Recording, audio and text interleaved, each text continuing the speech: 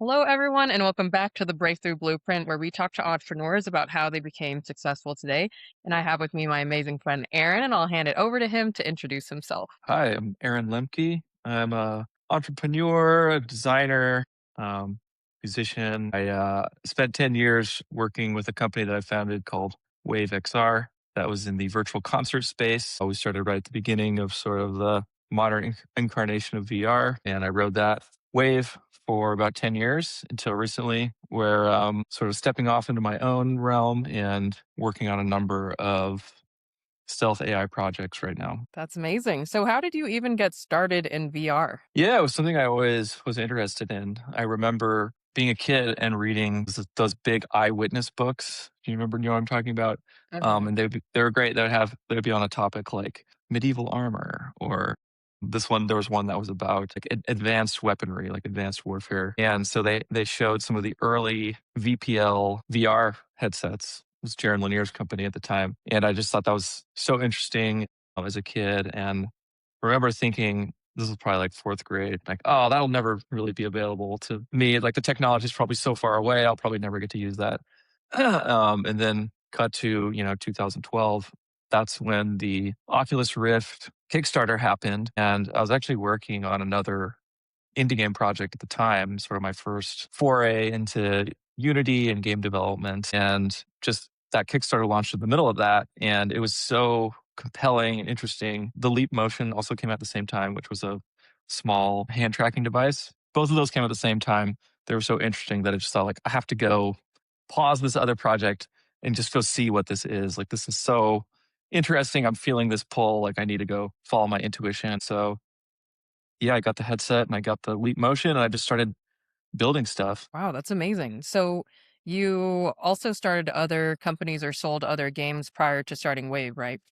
Yeah, that's right. My first VR company was called Unello Design, and I was focused on building virtual nature experiences in VR, meditation experiences, virtual nature experiences, things that were geared towards transcendence rather than a lot of the games at the time were about jump scares and horror and or sort of like war simulations. And but that wasn't really for me. I wanted something that was a little more contemplative, and nobody else was doing that. So I kind of went into that and became for a few years there was sort of the guy, for like anyone who's doing meditation or kind of virtual nature. Oh, you got to go talk to Aaron. The industry was way smaller back then, so it was easier to stand out. But yeah, so the first game I made there was called Eden River, which was you're this experience where you're flying down a river. You tilt your head to steer left and right, and you're collecting these little flowers. And yeah, it was just a nice meditative alternative to what was going on out there.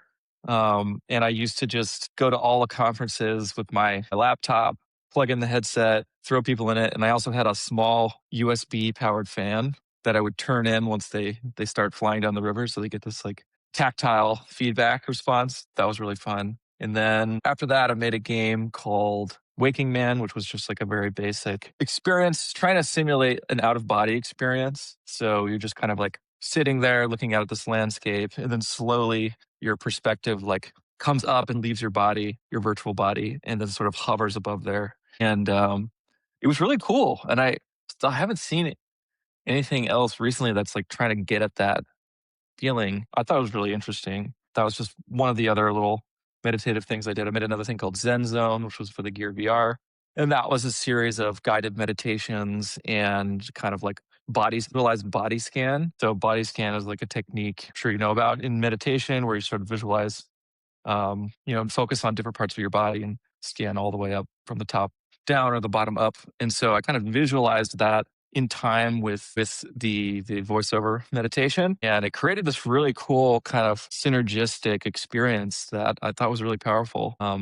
Again, still haven't seen a ton of stuff like that out there. Probably people doing it, but I'm just not aware of it. And then another aspect of it was like this breathing meditate, this guided breath meditation, where I visualized the breath going in and out. So like as you breathed in time with the voiceover, it would show like nice particles going in, and as you breathe out, negativity and stress. It was like these red kind of spiky particles. And yeah, I was really into that idea of like embodied immersive meditation that's synchronizing the visual state with the kind of internal state to create like a new type of proprioceptive experience. Interesting. Wow. So then how did you transition to starting Wave? Yeah, I was chugging away, launching stuff on Steam, doing the conference circuit. This was circa 2013, 14, and I remember I went to my first GDC, the Game Developers Conference, and my mom was like, "You're going to this conference, like you gotta have a T-shirt with your logo on it." And I was like, "Okay." And so she made me. She found this like print out iron on um, kind of T-shirt logo thing where we could just iron this logo onto my shirt. And so she made me that with my Unella Design logo, a little fractal tree on it. And then I went to GDC and was running around. Ended up at some, I think it was an Oculus networking event, and this guy comes up to me and says, "Oh, do you work for Unella Design?" And I was like, "Well, like I am Unella Design. It's just me." And he's like, "Oh wow, I love Eden River. It's so cool. Like I love your kind of style." And that was my friend Adam Arrigo, who eventually became my co-founder at Wave. We met there, and we just kind of kept in touch um, through subsequent conferences that we were at, and we all would always try to get lunch together and hang out, and just stayed in touch. And he was working at a mobile company, doing product at the time, and I was just like really ecstatic about VR and um, kept trying to like lure him out, like let's start something together. Let's do a startup, see if we can raise money. And he was I think rightfully at the time he was like, it's a little too early, not yet. And then when the HTC Vive prototypes came out, this was like the first room scale VR tracking, so you could actually walk around your room, interact with controllers with 6 degrees of freedom. And I showed him one of the prototypes I made, which was like a 3D music sequencer. So you could use your controllers to place notes in this like 3D grid, and there were instruments stacked in the Z-axis. And I showed him that, and he was kind of like, "Okay, this is something like I think it's time now. I think it's the technology is mature enough." And so we decided to, you know, put a pitch together, get a small team together, see if we could raise funding, and yeah, the rest is history. Amazing. So, and I know that COVID played a part in some of the growth of the company, right? Can you talk more about how things changed then? Sure, yeah. We started as a PC only social VR platform. We were distributing through Steam, and there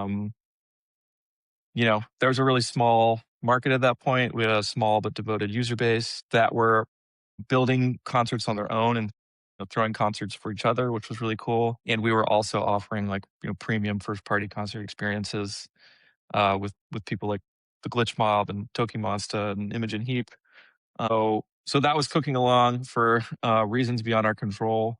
We had to shut that platform down around, I want to say that was 2018, 2019. VR was sort of going through its trough of despair on the hype curve. So VR became this like dirty word in Silicon Valley, and people wanted to like AR was the thing. It was right after AR Kit launched from Apple. So that's part of it. Yeah, we were raising money again. So we had to shut the platform down because this service that we had built on top of that Google was providing also like was being terminated. So it was sort of out of our control.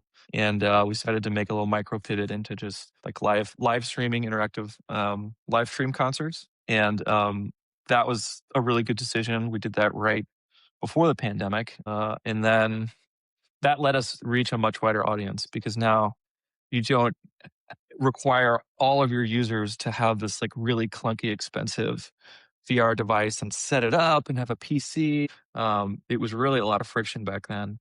It maybe 100x our potential market just being a browser experience. And so that was a really good little micro pivot that we did. And then 2020 pandemic hit, and you know, every touring musicians who was planning to go on tour had to cancel their tour.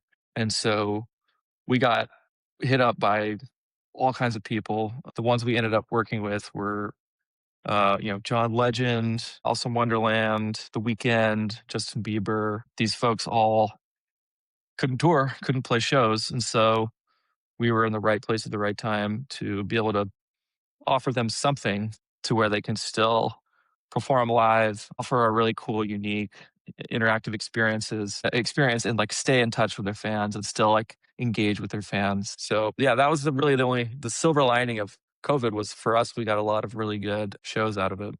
So was that also the time where you were able to get investment from Meta, or did that happen before? That happened a little later on.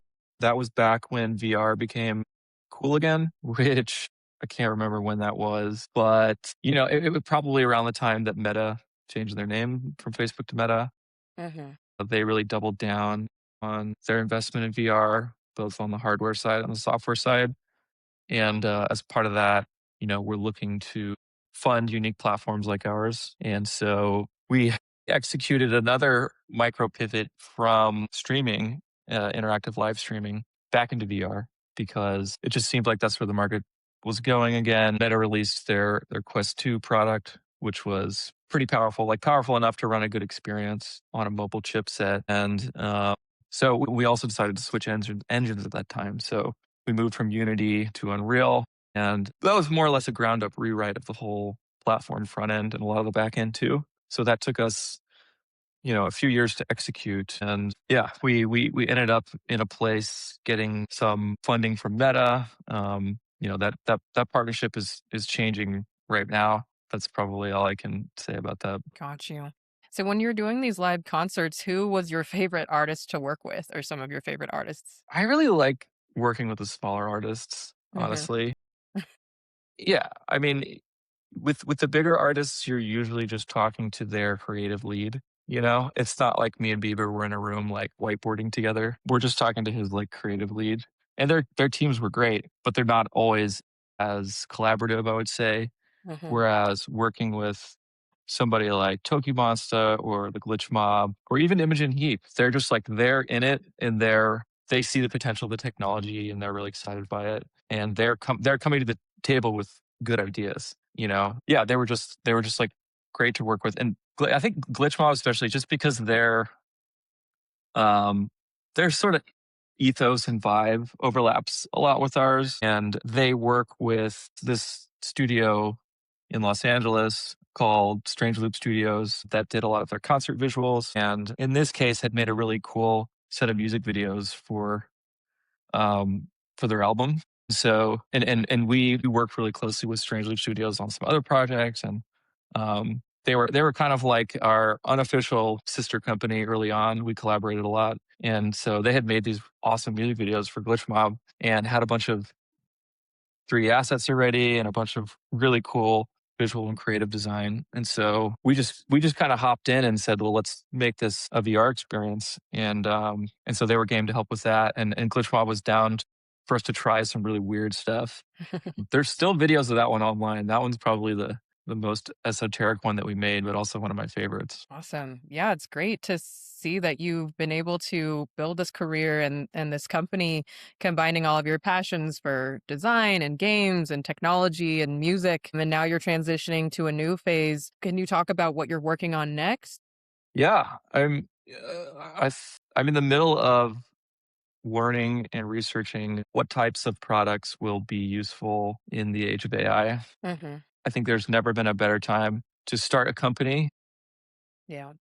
At the same time, it's never been easier to start a company and fail because if you pick the wrong thing right now, you're going to get obliterated. And so the question I'm trying to answer is like what can I build that like you leverages my unique abilities and my perspective that I'll have fun building, that will create a lot of value for people, and is not something that will get built by one of these other companies, and it's not something that someone else can just come along and clone. And like those are all important, but those last two are the ones that are why a lot of companies I think are not going to make it over the next year, because we've seen this recently with OpenClaw and what Anthropic's been doing with Cowork. So I don't know if people know what OpenClaw is, but it's this like open source agent harness that was released in, or it sort of got really hyped up and it basically allows you to easily connect a bunch of different integrations like your Slack and your Gmail and whatever, and have an agent build things and make decisions and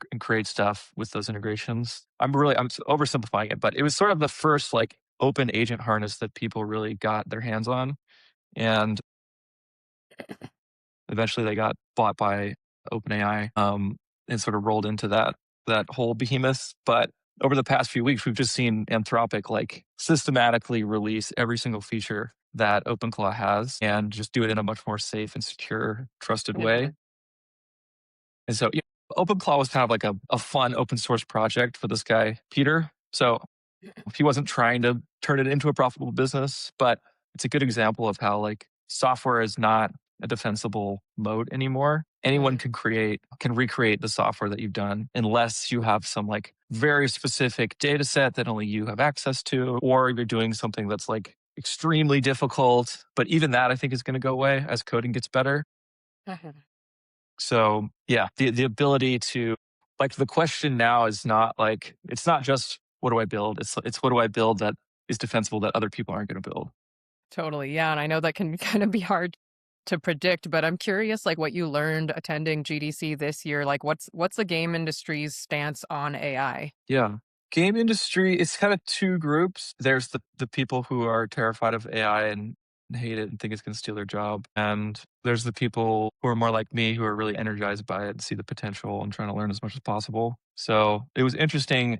Some of the most highly attended talks that I went to at GDC were around AI. I think it's probably a mix of those people.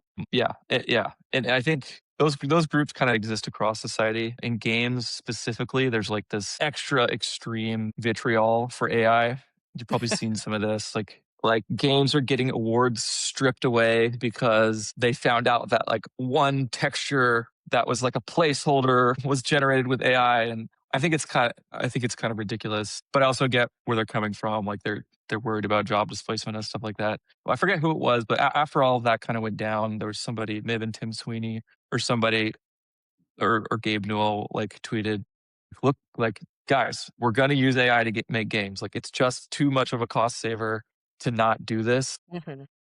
And so, yeah, it's gonna be a tumultuous transition period because games fans are like the most reactive and sort of like excitable and rageable fans in any industry. You know, I just think this is like a perfect storm for them. They have like something that they can shake their fist at, and they're not entirely wrong. But I just think throwing out AI as like something that's wholesale bad is missing Mhm. the point, both in the potential ability to create games. So like making games is really freaking hard, Mhm. and writing code and making art and testing it is really hard. And AI can offer a way to streamline a lot of the really tedious, boring Mhm. work, frankly, in game development.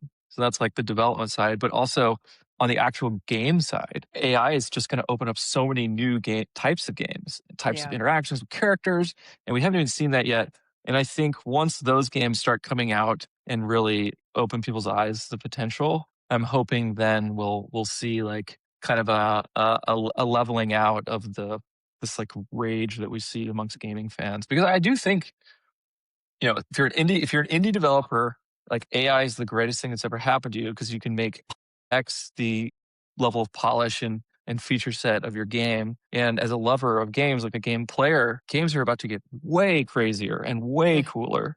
So it's just going to be better for everybody. We just have to kind of ride out this tumultuous period. Yeah, I don't know if you can talk about this, but how did you utilize AI or automations at Wave? Yeah, we were trying it everywhere we could. I mean, kind of the over the past year there, I was me and a couple of people, like a small team, were sort of tasked with AI evangelist, and like uh playing a bit of a hearts and minds campaign to make people see if we can get people comfortable with using AI, because a lot of people were threatened by it. Mhm. So we try to for art asset creation. Obviously, images have been really good for a while. So texture creation was one of the first things that we did. 3D art is still kind of not there. We did a little bit of that, but it wasn't really high enough quality yet. The big thing is just code. Like it's what Anthropic certainly is focusing on, and it seems like a lot of the models are really the training is focusing on that. And so, if like 3D models were increasing like this, code was increasing like this, so quality. So yeah, so we just sort of made the rounds of the company and taught everybody how to use Claude Code. Did a few game jams. I think game jams are a really great way to give people a safe space to play around with AI and not feel threatened by it, like a low stakes creative environment that's collaborative. And so that was super effective for us. Yeah, just trying to encourage folks to see the creative potential. It's like this isn't a threat. This is actually a force multiplier to your creativity and output, and it's not something to be afraid of. It's something to be excited by Hmm. because it makes you just a more powerful, more prolific creator. Definitely. Yeah. I mean, I'm still surprised by it's just that mindset where people who are so involved in tech and know how it works and use it every day are that have this fear because every founder that I talk to for the most part, I mean, like, yes, some people have gotten laid off if their jobs are completely replaceable by AI, but for the most part, most people don't want to really change the size of their teams or their companies. They just want to make them more productive, and increase revenue that way. So it's been, reassuring to me to see people actually utilizing AI that way, and me being able to spread that message that unless you are doing something that's not super valuable today, you're probably not going to be replaced. But if you are, then you probably should retrain and either become an AI engineer or learn some skill that will make you not replaceable. But it's on people to take that initiative and figure it out instead of just waiting around being scared of something that's inevitable at this point. Yeah, yeah, absolutely. It's tough. I mean, I get it. I get why people are afraid. You know, in the early days when it was sort of when LLMs kind of weren't that great yet, a couple years ago. I remember the first thing that really got good was image generation, and that was like Dolly 3, Midjourney, Stable Mhm, Diffusion. It could make art, it could make photography and textures and stuff. And mhm, I know a lot of 2D artists, painters, who got really disillusioned and felt really threatened because this new technology came in, and not only is it of replicating a lot of the kind of work that they can do, the real kicker is that it was probably built and trained upon, the work that that individual creator had made. And so it was sort of like doubly demoralizing. And because I'm not a 2D artist really by trade, I feel that feeling of like, well, I had this immense sunk cost into this one type of craft. And now AI is like not only coming forward, but probably using my work in order to get better and like replace me, which is really it's just crappy. But so I didn't feel that as much when the image stuff happened. But mhm, I'm a musician too. And so over the past year, as these music models have been getting better, I'm feeling that. I'm feeling that like, oh wow, I've spent so much time learning this craft, you know,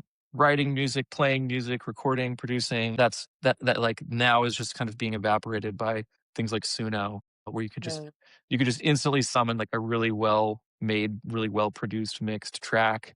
mhm, And so I'm feeling that like struggle and that strange sense of like displacement right now. mhm, But what I've been trying to do is funnel that into things that I think the AI won't ever really be able to do in a satisfying way, which is like playing live. And mhm. so I've been trying to play live more. And eventually we'll have like robot bands.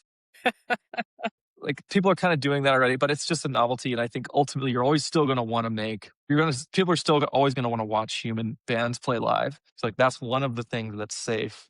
In the art world, maybe you could say the same thing of like live painting, which you Mhm. see at like music festivals and stuff like that. In the code world, I don't know. I think code is just going to completely go like I don't there's no one's out there, most people aren't out there, like, savoring some, like, handmade, artisanal code. It's just, Yeah. like, it works or it doesn't. Mhm. So, not all these, like, sectors are gonna have the safe live version, but, Mhm. yeah, that's kinda how I've dealt with it, is just try to channel the energy into something that I think will be around, that I can continue to, like, learn and grow at. Definitely. Yeah, I mean, and I think also just in the face of, people not being able to tell what music or videos are generated by people and through their craft or by AI, there is a growing, voice or conversation around just people wanting those real life experiences or valuing things that take years to master in person. So maybe that's going to be a smaller and smaller minority over time, but it seems like a more and more vocal minority. And I know, like, Anthropic, they announced that they're having like a global ambassador program and they're doing like community meetups because they realize that along with this growing technology and the constant evolution of that, the new products that are coming out super rapidly, like people do want to still commune in person, learn from each other. And that's something important to me too, is throwing more events about, around AI.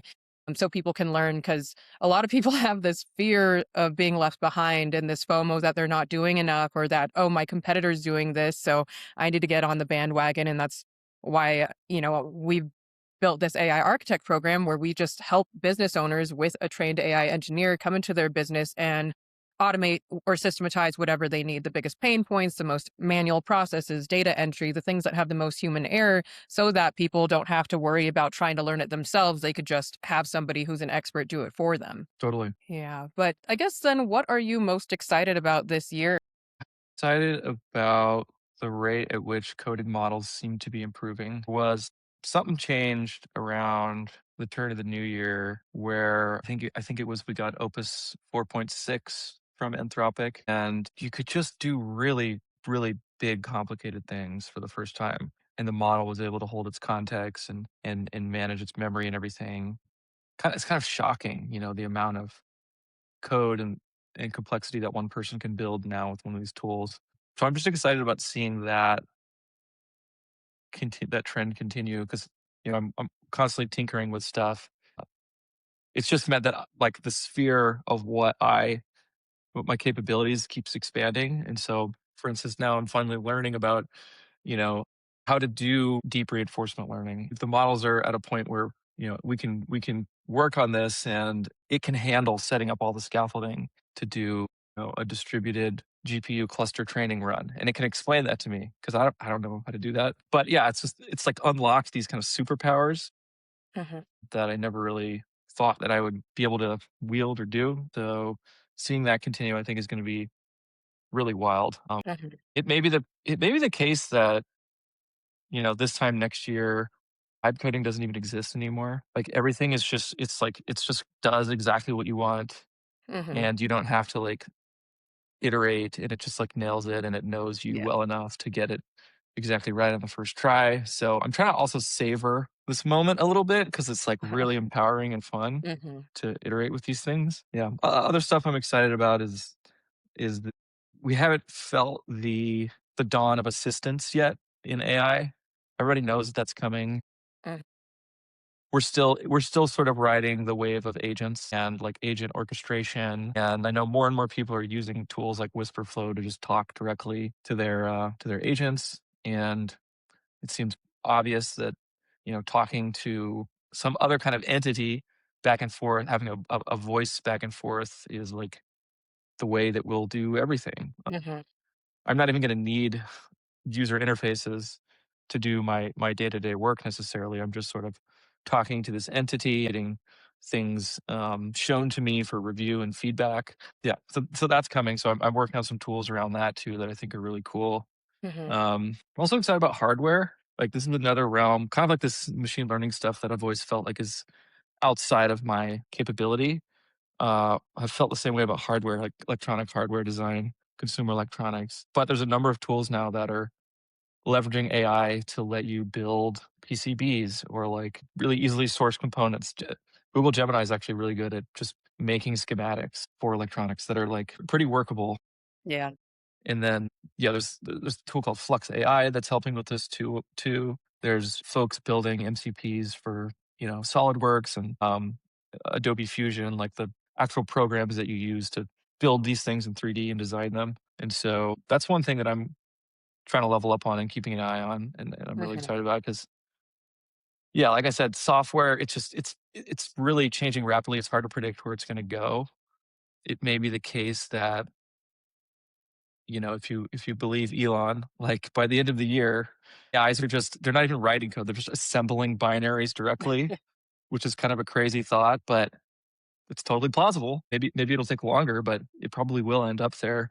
In that world, what's left. So it's like it's just going to get easier and easier to move bits around, but it's always going to be hard to move atoms around. And so I'm excited about trying to understand the world of atoms a little bit better and see if I can level up my abilities there. and if you're able to speak on this, I know Meta announced that they're ending their VR program after spending $80 billion on that. Do you In your opinion, why did VR not take off the way people thought or hoped it would?